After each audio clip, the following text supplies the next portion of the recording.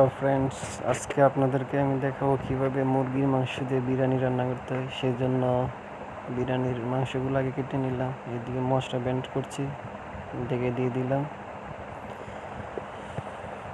পেঁয়াজটাকে ভেজে নিছি, এখন মশলা দিচ্ছি। মশলাটা হালকা কষিয়ে এবার মাংস দিয়ে দিলাম।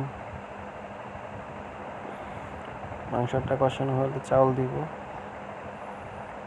পরিমাণ মতো লবণ, একটু মুরগির মাংসের মশলা দিয়ে দিলাম, একটু ভালোভাবে কষিয়ে নিচ্ছি।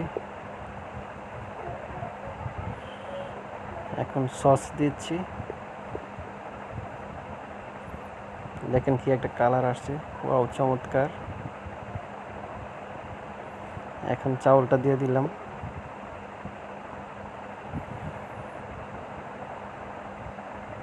চাউলটা একটু ভেজে নিব, আমি